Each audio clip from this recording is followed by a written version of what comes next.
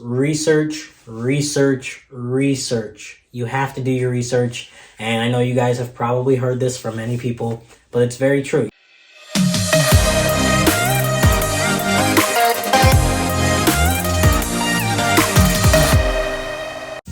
What's up, guys? Welcome back to another video. My name is Kyle, aka Prince Kyle. As you can see, I'm in a different spot. I just noticed I'm missing a piece in the blind. Don't mind that. I'm actually about to be moving, so yeah, just disregard that. But before I hop into today's video, I wanted to say that we are so close to 1,000 subscribers. We have under 100 to go, and when I do hit 1K, I'll be doing the first giveaway of many more in the future. So stay tuned for that. We'll probably hit the 1K mark by the end of February, so we're on a good pace, and I really believe that we got this. We got this. All right, for today's video, I wrote things down, came prepared. I actually got this question quite a bit these last few weeks, so I definitely wanted to talk about it because it's important, and I know a lot of people could take something away from it. Today's topic is top surgery explained, as simple as I could possibly explain it.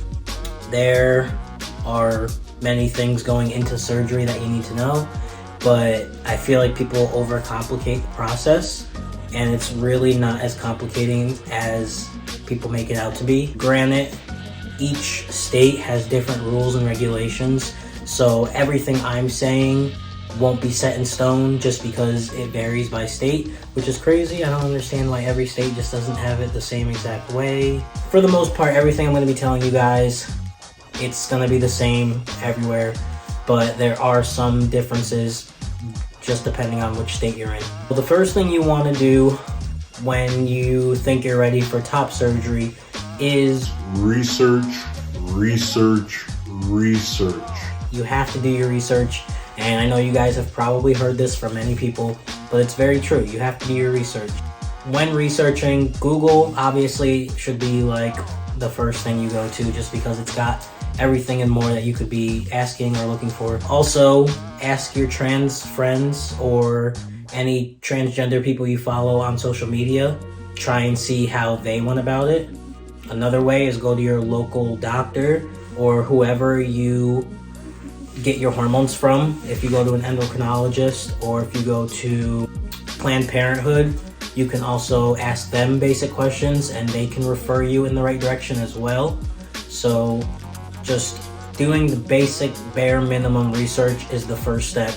And I mean, it sounds as easy as it really is. That first step could possibly be the step that changes your life. You gotta start somewhere. So if you're thinking about top surgery, start doing your research now, because within a matter of months, you could be shirtless.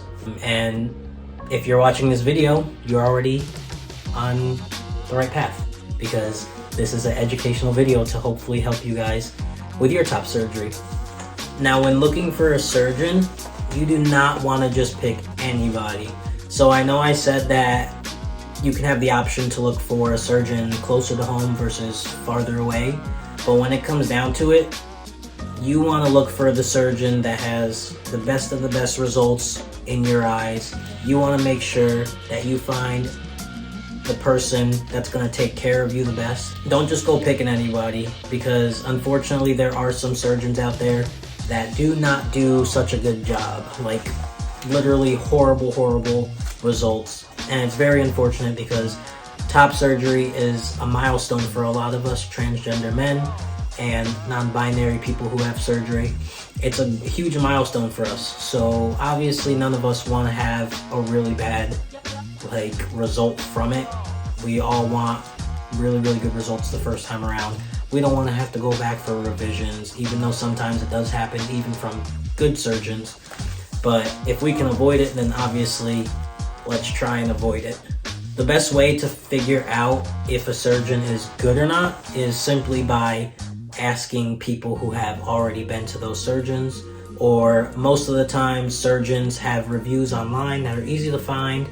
on their website or just Google searching them, and they usually have a gallery where you can view all of their top surgeries. When I had top surgery, my surgeon, he had a huge gallery on his website, and ironically, I did enough digging and found somebody that had a surgery that was around the same age as me, and he had a surgery about 2 years prior to that. So I ended up being able to find him on social media, and to this day I still keep in contact every now and then. And he kind of gave me a rundown on how his surgery went and how long his recovery was, and he showed me like his scars and stuff like that. And just that alone made me feel really confident with this surgeon. And I knew that, honestly, just from hearing from his review, I knew that this was the surgeon that I felt comfortable going to. So first, there's a couple things you want to ask yourself. Do you want your surgery close to home, or are you going to have to travel? Sometimes you don't necessarily have the option. For me, I got extremely lucky. My surgeon happened to be right in my hometown, so I didn't have to travel. But if I were to have had to travel, then my surgery probably wouldn't happen as soon as it did. So that's something that you definitely want to look into. You want to see if you are able to have surgery closer to home.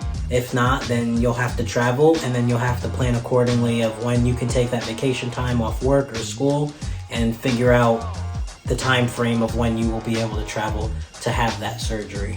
Do you have insurance? Do your parents have insurance, and are you covered under it? Or do you plan on paying for your top surgery out of pocket? If you have insurance, I strongly recommend you find a surgeon who takes that insurance. Because at the end of the day, who wants to pay for something out of pocket if they don't have to? And fortunately, a lot of insurance companies are working with the trans community, thank God, and are able to pay for some, most, or even all of the top surgery costs. I was very fortunate enough to have my top surgery paid for in full. So that in itself was why I got my surgery as young as I did. I guess it wasn't even that young, I was like 22, but young enough. I didn't wait until like now, because at the time I was still on my mom's insurance, and she works for the state of New York, so we had pretty good insurance. So I knew that when I got my top surgery, I wanted to get it while still covered under my mom.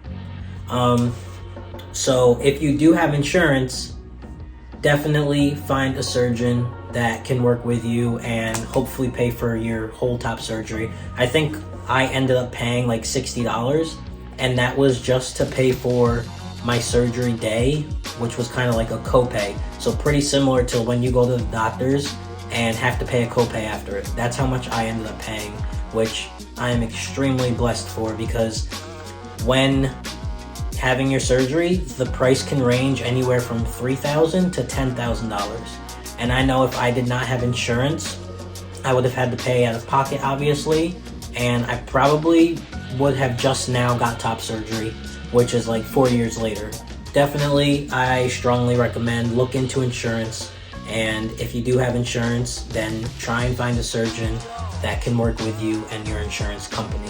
When you have your consultation, see how long you'll be out on recovery, and you want to find out all those nitty-gritty details, because at the end of the day, this is going to be an inconvenience, because you're going to be out of work, or you're going to be out of school, or any type of like sports activities that you're used to doing all the time. All of that's going to have to be put on hold. So you want to make sure that you set yourself up to have surgery at a good time, to where you can work around it and you can kind of put the things to the side while you recover. Now, my surgeon's name was Jeffrey Rockmore, and he works out of the plastic surgery group in Albany. I will leave the information down below if anyone's interested in him. Unfortunately, he does not take insurance anymore, which is crazy. I really got lucky because, I don't know, someone was on my side that day. At the time, he did take the insurance, but from word of mouth, I guess he doesn't take insurance anymore. But it doesn't hurt to look into it. Maybe his rules changed. Maybe it was just something temporary. If you're interested in that surgeon, I'll leave a description down below with more information about him. Like, subscribe, comment, and I will catch you guys in the next video. Peace.